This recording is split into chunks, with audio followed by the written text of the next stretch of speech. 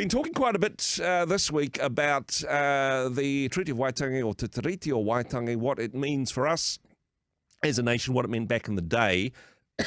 Excuse me. And I'm sure we'll be talking a lot more about this as we head to Waitangi commemorations.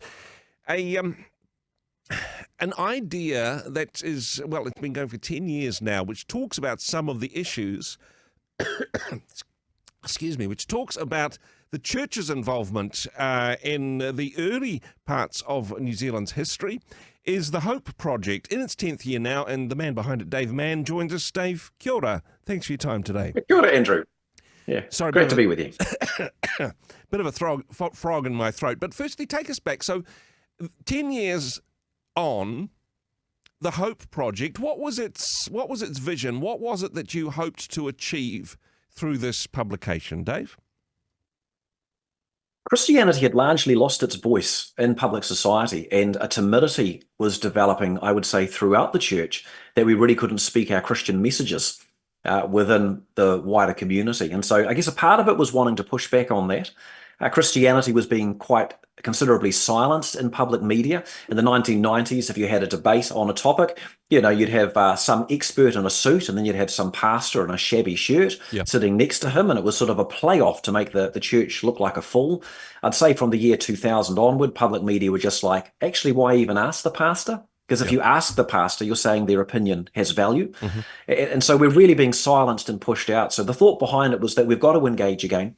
And with Christ being pushed then intentionally out of Christmas and Easter themselves, which are cultural festivals established in our nation because of the significance of the Christian faith to who we are as a nation, it was a case of if we don't speak now, we probably never will get to. So let's just go all the way, put Christ in Christmas and Easter. Let's go to public TV and web. Let's get the Christian message itself out there. Let's re-educate on history and find multiple ways to help that interest to come about as well. So 10 years on, I thought it would be over within 3 years, but we felt the Lord speak to us. We felt quite clearly, nope, there's more to do. This needs to be an ongoing voice to help an ongoing conversation in the face of changing culture. Keep going. There's been a wonderful resource developed online, as you say, and some people will recognise you from the TV ads that we've seen over the years. But for most people, when they think Hope Project, they think, oh, those are those cool little booklets that appear in our letterboxes. They are cool booklets. They are very cool little booklets, and I suppose it's a way of getting the message out far and wide. But what was behind that strategy? I mean, yes, you've articulated the need that we had to get back into the marketplace, but in particular saying we're going to publish a whole bunch of little booklets and put them into letterboxes. What was the thoughts behind that strategy, Jade? Yeah, I mean, sometimes you've got to do something unexpected. Mm-hmm. People who say, oh, look, paper doesn't work are just wrong. Marketing people will tell you that. And that's why there's so many circulars that have been in our letterboxes over the years. They actually do work. But you've got to do something that's got a point of distinction. Mm-hmm. And this was the first time the Christian message itself had been taken in the public square for many, many years. Yeah. I actually had a meeting. I would call it still the most robust meeting I've ever been in.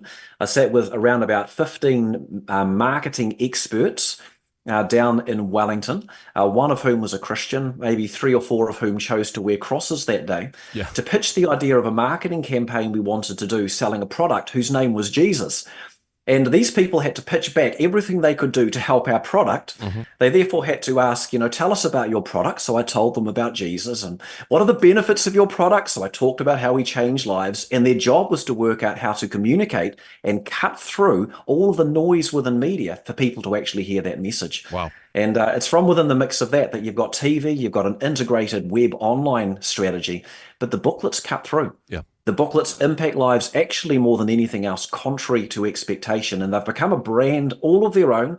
They're recognized. People sometimes see them and just go, oh, I love those. Can I have one? I've got that one. Can I have that one? So that's how it came about. Marketing experts inputting on how we might best communicate about our product, who is, of course, a person, and his name is Jesus. No, I think it's a wonderful story, actually, and hey, maybe that story could be in a Hope Project booklet in the future.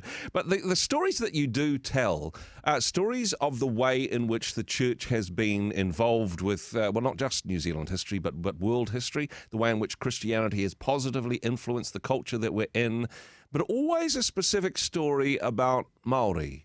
Māori, in some ways, are the heroes of the Hope Project booklets, along with testimonies of people whose lives have been changed. Some wonderful stories that you've told over the years. Yeah, I mean, I think, see, some people would suggest, why don't you just come in and give us a whole lot of scriptures and tell us that people need to be saved? And there's, there's sometimes some wisdom within the emails I get on this topic. Yep. But if we did that, the booklets would be pretty boring within a couple of years and people wouldn't read them. So you've got to interest people. That's one factor. The other is that if people think that Christianity is an imposition of colonization, then as we decolonize, we should de-Christianize. So what the heck are you Christians doing with this rubbish in our letterboxes? Yeah. So we have to help the public to actually see some reasons why this might be intrinsic to who we are as a nation. And in our values side, we are a decidedly Christian nation. We're one of the most free, prosperous, equality-based charitable societies on the planet and in history because of a whole lot of history that we don't even know about from the Christian faith. And at the same time, where there could be this negativity toward the missionaries from a anti-Christian sort of bias in public media and other places, the reality is by the 1850s or so, certainly 2/3, some say as high as 90% of all Māori were church attending by that point in time. Yeah. The Christian faith wasn't the cause of colonization. The Christian faith was actually the cause of the treaty to try to prevent or limit the effects of an unstoppable colonization, which wasn't the fault of the Christian faith. That was the fault of a broader empire. That was a fault of poverty in the UK. That was the fault of people seeing opportunities to make money by buying land cheaply and selling it. Yeah. So these perspectives change the way people perceive the place of Christianity and then cause them to be more open to the message itself. So it is all, in my opinion, a part of the gospel story, not just what Jesus did 2,000 years ago, but the cultural context within which we can see that it might actually have relevance to us as New Zealanders here today. It's quite the series, actually, and I encourage people, if you've got old copies of Hope Project, flick through them. So there's some wonderful stories there. You mentioned earlier, though, you thought, this probably will be a 3-year project. 10 years on, how come we still need the Hope Project? Did it not achieve as much as you wanted in the first 3 years? Yeah. I had someone say to me last year, it's run its course. We don't need this anymore. I think that the Christian church needs more engagement in the public square, not less. And I say that with absolute passion. I feel, actually in my spirit, I feel angry at the comment. I think it's completely wrong. We need more of Christianity in the public square. These are Christian cultural festivals.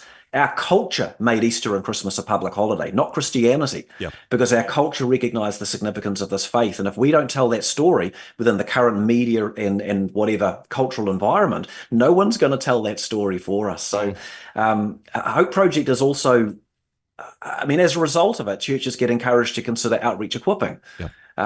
Tens of thousands of church members every year get equipped for outreach as a result. Fund our whole ministry just to do that if you like. I'd rather do the media project as well and have that as a tag on, with pastors and small groups and youth leaders all doing stuff, equipping their members for the mission God's given them. So a lot of the unity stuff going on around the nation, it's been networked through pastors groups all now knowing each other. There's a literal network of pastors groups today in existence because of Hope Project. But it's not about Hope Project. It's about unity. But it's been a catalyst and a bridge for lots of things. The knowledge of history, a passion about history, again, has been a key dynamic. And we've created more than a dozen history resources. Hope Project's only one small part of that. It's just the most seen component. But Hope Project has, you could say, opened the door for a lot of other things that are actually happening throughout the church on a national sort of basis. Some exciting things have come from that somewhat bizarre marketing meeting that you had back in Wellington over a decade ago now. This year, of course, though, Easter's come early. Lent starts on Valentine's Day, which means that that Hope Project needs to get out the door a bit faster this year. Some exciting things for this year's booklets, Dave? Yeah, absolutely. Shortest timeline ever. We'll see how that one goes. But I think it'll be fine because it's really God's people in each area who get to choose. And the booklets are printed. We'll supply them. If you'd like them in the letterboxes, get together and take a walk. So I think it'll happen. And we've themed this one. The subtitle each year is different, and that shapes the stories. But it's called A Surprising Good. In other words, when you look at Christianity, it's actually more than at first meets the eye. So in each case, we've got, stories of someone impacted, a background of abuse led to them forgiving and they found healing. But then they felt convinced they needed to bring this up with the family Hmm. to stop the cycle of abuse. And lo and behold, that's actually what's happened. So at every level, looking at more. And also 10 years on, we've gone back to the story of Ruatara. Wow. It is, I think, the most strategic story, Ruatara's invitation to the Reverend Samuel Marsden, resulting in the Christian message coming here, the first missionary settlement, first message on Christmas Day, poetically. So we're going back to that to make sure that story stays within knowledge, and in future years, we've got other stories that I'm already engaging with, hapu on around different parts of the country that I hope we'll be able to bring, because there are more great stories of the influence of Christianity in our bicultural space that haven't even been told. Yeah. And I'm really hopeful these can become a part of our general knowledge in the future. Still doing what it says on the front cover, still 10 years on, delivering messages of hope to letterboxes all over the country. And I love the way that it happens through volunteers in local neighbourhoods and through local churches and through this network. For people that haven't connected yet and have perhaps received the booklets and they're saying, hey, look, how can I be involved? How can I be a hope peddler in my neighbourhood as I prayer walk around the streets in which I live? Dave, what's the best way for people to get into contact? Being a hope peddler. Oh, I love that saying. There's, three ways to be involved. First of all is to donate. It requires funds. There needs to be a certain level of participation. The second is to equip yourself and get others equipped to engage conversations. Forget Hope Project, we've got to talk with people. So that's really important. The final, though, is to help the delivery. Contact your pastor and find out where the pastors group is meeting and how they're organising it locally, but alltogether.co.nz. That website, you'll find links through to everything. And God's church truly is amazing. Andrew, honestly, it is believers in each part of the country who see value in this. It's one small part of what we do as churches and outreach, but they see the value and they make it happen. And all I can say is God's church is amazing. It is amazing. Alltogether.co.nz. And just a little bit of a warning disclaimer on this one. Such amazing content at that website.